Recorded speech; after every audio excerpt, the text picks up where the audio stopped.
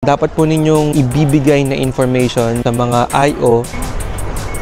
Okay, diba? Ayun, no? So, ano ba mas okay, magpapalit ng pera or mag-withdraw? 12 Singapore dollars, meron na po kayong 100 gigabytes.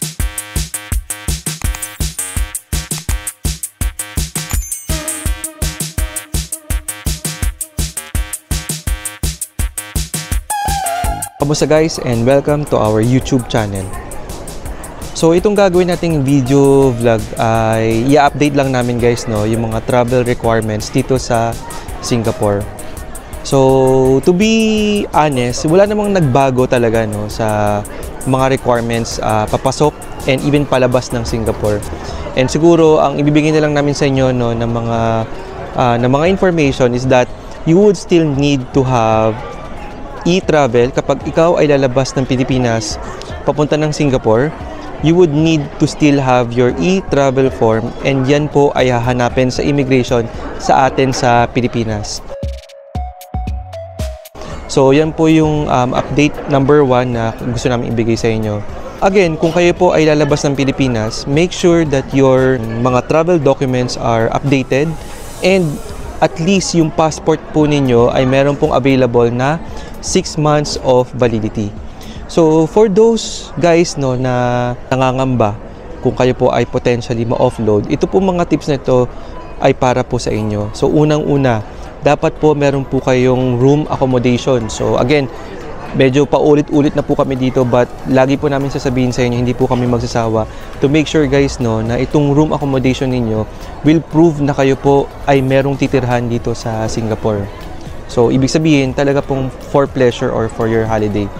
Number 2, ang dapat po ninyong laging ibibigay na information sa mga IO or itong mga immigration officer is that meron po kayong trabaho sa Pilipinas or meron po kayong financial capacity to support your travel and to support yung pagpunta ninyo sa Singapore. There are so many ways kung paano nyo po ipoprove yung inyo pong financial capacity, no? So I think number 1 sa mga listahan is that meron po kayong certificate of employment. So again, the certificate of employment, iba't iba po yan per company. May mga company na naglalagay ng annual salary po ninyo. Meron po mga company naman na naglalagay po ng inyong current monthly salary. And meron po mga companies na hindi naman naglalagay ng salary. Ang maire-recommend ko po sa inyo, dapat kumuha po kayo ng COE na meron pong salary details.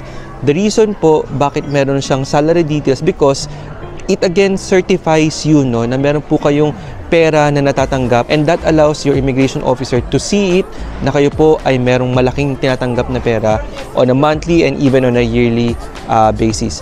Paano po kung wala po kayong trabaho and ang normally po ninyong ginagawa ay meron po kayong business? So kung kayo naman po ay may business, ang proof of financial capacity ay nakasalalay po sa mga documents na pwede nyo pong ipakita, katulad ng inyong BIR records. Number 2, meron din po sila minsan hinihingi po, no, na certificate of ownership, meaning kung kayo po ay may sariling business, meron po kayong mga DTI registration.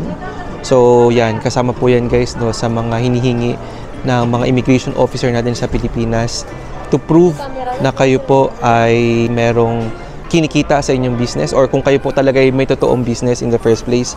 So other than that, yung pangatlo po na pwede nyo pong dalhin to support your travel is that dapat po meron po kayong mga bank statements. So yung tatlong bagay na yun guys, kung either of the three is okay, pero kung kompletong tatlo meron kayo, wala ding problema.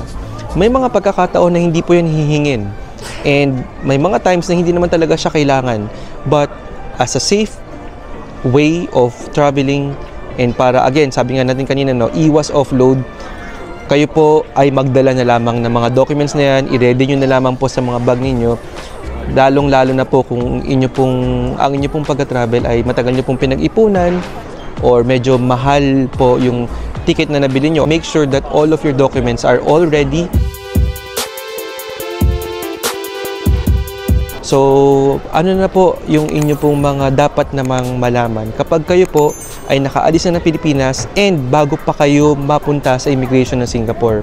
So, ang Singapore po until now, this year of 2024, ay nagre-require ng arrival card, SG arrival card. And ibibigay po namin sa inyo ang link na yon kung paano po kayo makapunta sa website doon sa arrival card sa Singapore.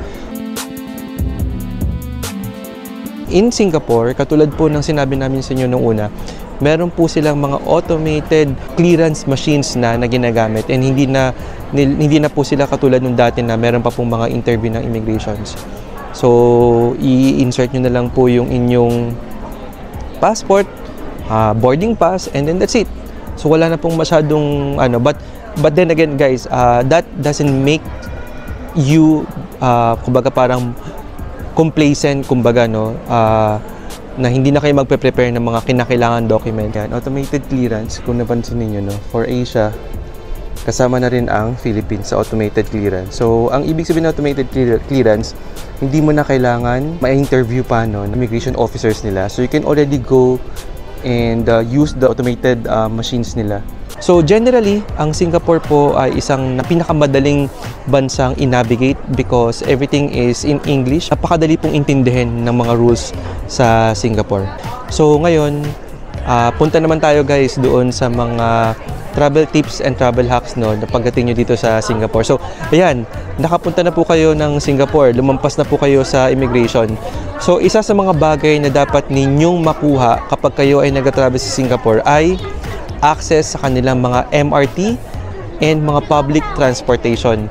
So in that sense, katulad po ng mga shinare namin sa inyo before, meron po silang mga Singapore Tourist Pass, whereas you can buy it from the MRT or mga convenience stores, and you can load it and use it in any of the public transportation, mapa MRT man yan or mapa bus man yan. Alright? Another hack, no, na na-discover natin is that yung mga Philippine issued credit cards ay pwede pala natin gamitin as our pass sa mga MRT as long as ito po ay valid for any wireless transaction. So sa video po na ipinakita namin sa inyo, hindi mo na kailangan kumuha ng ticket sa mga MRT. I-tap mo na lang yung credit card mo, hindi mo na kailangan pumila, hindi mo na kailangan kumuha ng Singapore Tourist Pass. Yun na mismo yung gagamitin mong ticket card whenever you navigate the MRT and the bus stations.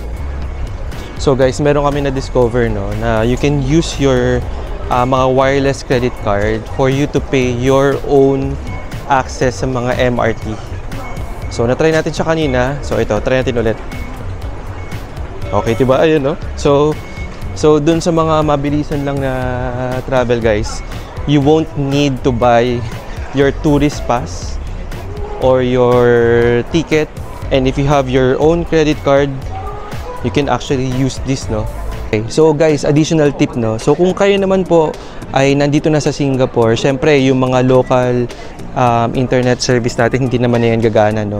Or kung gagana man yan, medyo mahal.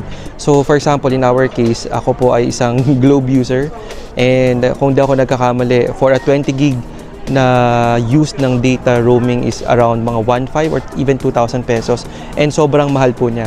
So na-discover po namin, no, dito sa may Singapore, pag pumunta kayo ng 7-Eleven, meron po silang binebenta here, no, na only 12 Singapore dollars. 12 Singapore dollars, and meron na po kayong access for 30 days, and yung gigabytes is already 100 gigabytes. So ayan, sobrang mura lang po, no, ng internet kapag inyo pong gagamitin yung mga local SIM cards dito po sa Singapore. Katulad din po ng mga tinatanong sa amin, no, ano ba mas okay, magpapalit ng pera or mag-withdraw? So actually kanina lang po, no, so because we had our chance to go sa mga hawker places, and hindi po sila masyadong tumatanggap doon ng mga cards. In our case, kailangan namin talagang mag-withdraw ng pera. So nag-withdraw po kami guys ng pera. Instead na magpapalit, mas okay po yung palitan ng pera kapag inyo po siyang i-withdraw sa kanilang local bank. So again, I hope na ibigay ko na po, no, lahat ng mga dapat ibigay na update sa pag-travel ngayong 2024. And I hope guys nakatulong po ng marami, and if ever meron po kami mga nakalimutan just please make sure lang na i-comment nyo yan and ibigay nyo po sa amin yung mga information para kami naman po ang babalik and i-confirm namin kung pwede po yung mga bagay na yon. So hanggang sa uulitin, have a safe trip and ingat po kayo sa pagta-travel. Ingat!